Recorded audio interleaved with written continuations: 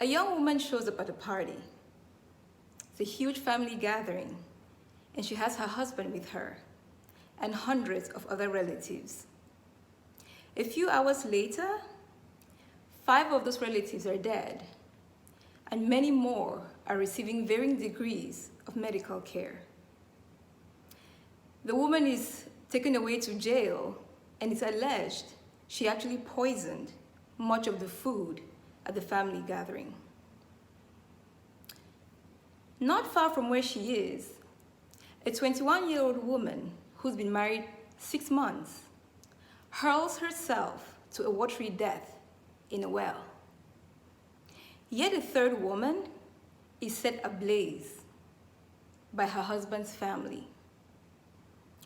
What do Manjibai, Jyoti, and Brutoti have in common?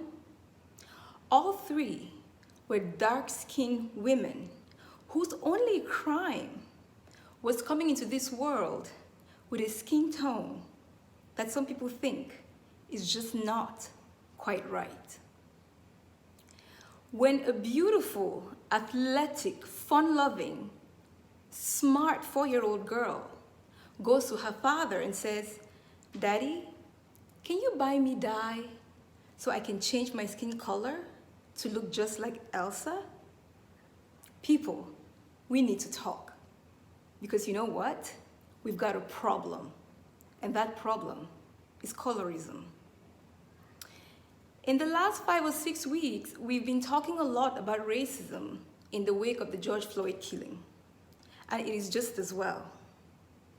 I submit to you tonight, though, that we cannot have an honest conversation, a holistic conversation about racism without staring colorism straight in its face. And the same goes for gender equality. How can we talk about gender equality for all women when so many women have this huge, ugly barrier of colorism standing right in front of them? So yes, we need to talk, and that's what we'll be doing tonight. So what is colorism anyway? Colorism is defined as discrimination against a person because of the complexion of their skin. Usually, it's darker-skinned people. And unlike racism, which tends to be discrimination against a person by people outside their racial group, colorism is a little less discriminating because the perpetrators can be people within the same racial group or outside that racial group. Now, if you're wondering, how would I recognize colorism? I'll give you a few hints.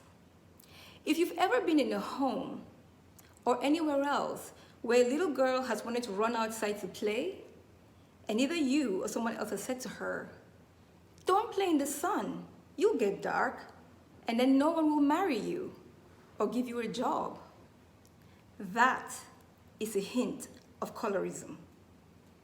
If you've ever heard, especially as a Black woman, "You're beautiful" for a dark-skinned girl, or "You wouldn't be so pretty if you weren't light-skinned," those are the more seemingly innocuous forms of colorism that happen in the neighborhoods, the communities, and unfortunately, the homes in which millions upon millions of girls live in today's world. But it doesn't end there. Looking outside the home and looking just at magazine covers, you notice colorism when a Black model or actress or whoever's on a magazine cover has her skin lightened, just a few shades lighter to make her more attractive or to make the cover more attractive. That is colorism. It's the rejection of brown or dark skin. Now, we move from the home and community and the playground to institutionalized colorism. What does that look like, you ask? Let's start with marriage. In my own backyard, I'm from Cameroon. In my backyard, and in many countries in Africa, a woman's bride price is determined partly by the color of her skin. And what that means is the fairer the woman, the higher the bride price. Now, the question of bride price itself is a topic for another day. But the point is, in much of Africa, as in Asia, the lighter you are, the better your prospects for marriage. But it doesn't just end at the choice of partners, right? It's also jobs. Pay attention. The next time you're flying, especially on an international flight, and with COVID-19, who knows when that's going to be, look at your flight attendants. Ask yourself, how many of them are darker-skinned women? And if you really are curious and want to test my theory, check out who's actually serving in the first class or business cabins. But it's not just flight attendants, you see. Hotel receptionists, sales reps, customer-facing roles in many parts of the world prefer women with lighter skin. Now, before anyone starts asking questions about what the consequences are, I'll tell you. The first thing is self-esteem. We destroy a girl's self-esteem so early in life, it is unacceptable. When a child comes out in many communities around the world, especially in South and Southeast Asia, one of the first questions that's asked is, what is the baby's gender? And the second question, what is their complexion? The fact that that question rates so high is problematic. Now, there are also dire consequences to colorism. One of the big ones is it drives millions of women around the world to use skin lightening products. It is estimated by the World Health Organization that about 60%, that is 2 out of every 3 cosmetics products in India, is some form of skin bleaching, skin lightening, or skin brightening cream. And that holds true for a lot of the rest of the world. So, if we have so many women who are bleaching their skin, what is it that we can actually start to do to have an honest conversation about the role of colorism? Here's what I'd say. First of all, look at the numbers. If you're not convinced colorism is an issue, look at the numbers. 45% of women across South and Southeast Asia have said they use some version of a skin lightening cream. In Africa, that number is more about 35% in South Africa, 57% in Togo, and a staggering 77% in Nigeria. The numbers are not really known in Europe and America, but the reason for that is not because women are not using skin lightening creams. It's because Unilever, P&G, the companies behind skin lightening creams, while they export these to markets in Asia and Africa and Latin America and call them exactly what they are, refrain from calling them skin lightening agents in America and Europe. But let's not be fooled. This too is an issue in America and in Europe. So, that is a lot of skin lightening, right? But before we all issue a collective sigh and say, what is wrong with these women? Why are they doing this to themselves? Don't they know there's mercury in these products and it's bad for them? Let's first point the fingers at ourselves. How did it come to be that women would take such a chance using unhealthy products that actually take away melanin that's supposed to protect their skin from the sun, just so they could get a job or a husband? Why does a 5-year-old girl need to be thinking about a husband anyway? Why does she need to be thinking about a job? Why are we in such a rush to put the pressures of this world on our little girls? And then we turn around and we're surprised about women who have low self-esteem. Now, some people will say to me, Abam, but you know, it's a choice. Some people have the choice and they can't exercise the choice to use skin lightening products, by all means, they can. For me, the question though is, can we examine the reason behind that choice? Because you see, if there is anything the blue-eye, brown-eye test taught us, is that people tend to behave in the way they're socially conditioned to behave.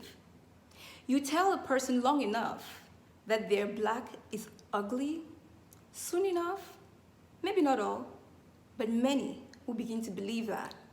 And when it starts to affect their opportunities for work, the opportunities to gain socioeconomic status, the opportunities for friendships, they're gonna do something about it. So instead of looking outward at these women and blaming them, and there are men in this group, by the way, as well, we need to ask ourselves, why is it in a world with so many countries, so many languages, so many things that actually separate us, why do we need one more thing to separate us? Why is that? I gave this a lot of thought, and I said to myself, a lot of the conversation being around race today, the people who say, Abam, don't dilute the conversation. And in fact, is colorism really a thing? Isn't that just one more ism to trouble the rest of us with? Well, if colorism is not a thing, riddle me this. How come in the countries that segregated people by class and by race, like South Africa under apartheid, and the US under the Jim Crow system and slavery, and India with its caste system, is it just coincidence that the lightest or fairest people tend to be at the top of the food chain, while the darkest tend to be at the bottom of the food chain? Is it coincidence? I don't think so. How come the vast majority of films and music videos that we see, regardless of what country you're in, is full of women who are white or light-skinned? In the last few years, we've seen a movement emerge around black girl magic and melanin popping as a way to reclaim dark skin. But the reality is, white skin, light skin continues to be the standard of beauty. Also, why is it that in many communities in India, the first recipe, or one of the first recipes that a young girl is taught, is 1 gram of flour, 1 cup of milk, and a teaspoon of turmeric? If you're wondering what that is, Google it. Why is it that during slavery, biracial slaves, the sons and daughters born of slave owners and slaves, tended to be house hands, while the dark ones that looked like me and darker were reserved for the hard work out in the sun? Why is it, if color doesn't matter, do we have, or did we have, blacks in America who, with skin as fair as white people, chose to pass as white? If their dark skin afforded them the same opportunities as white or light skin would, why would they pass and live lives that were not true or consistent to who they really were? Why? We know the answer. It's because color does matter. It's the reason why Jesus Christ, who the Bible tells us was Jewish and preached out in the sun, in the sweltering heat for most of his adult life, is still and today captured as a white man with blonde hair and blue eyes. So colorism doesn't matter? You sure? Last night, as I was preparing for today, I had a conversation with my nanny. She happens to be Filipino. And she asked what I was talking about, and I told her colorism.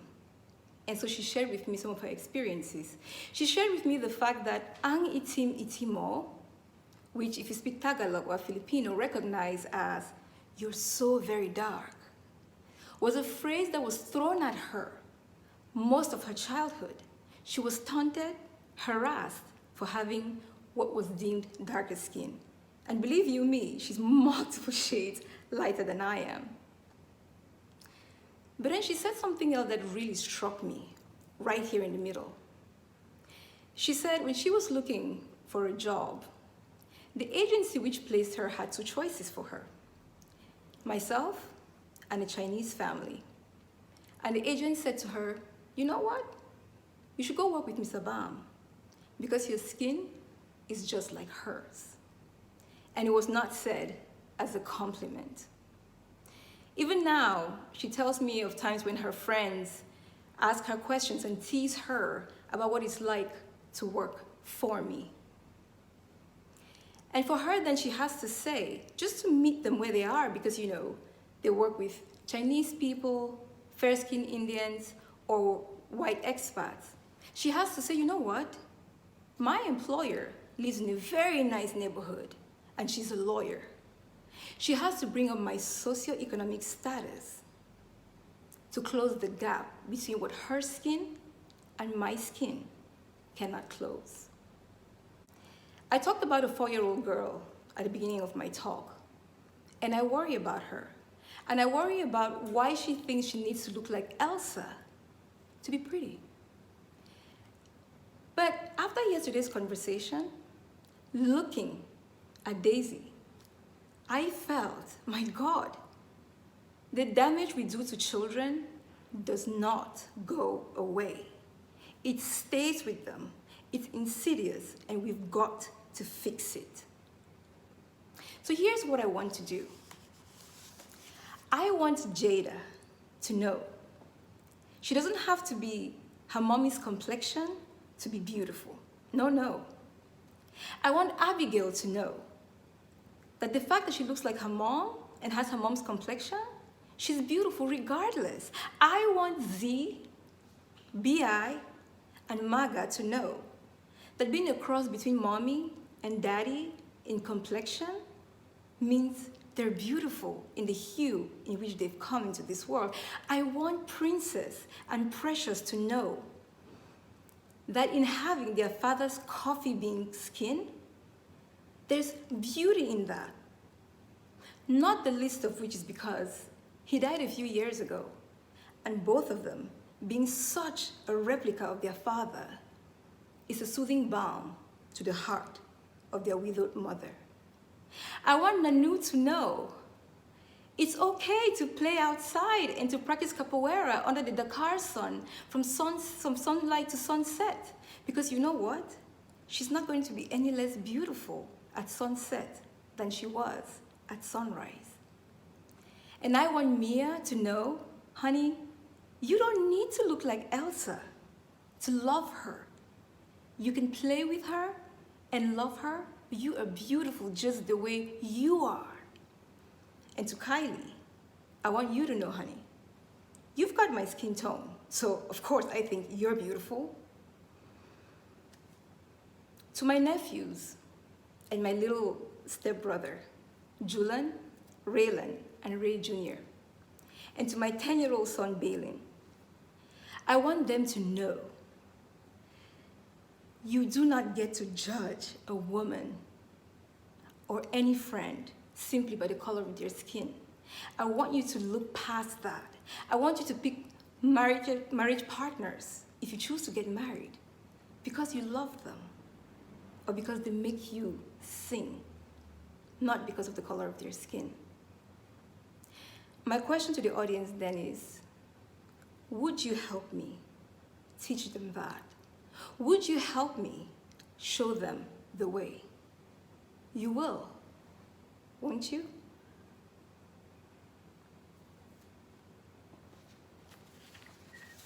On behalf of the audience, I think we can say a big yes to that last question. Whilst we're waiting for some questions to appear in the chat box, I do not get tired of listening to you. I do not get tired of reading your things. You're absolutely inspiring.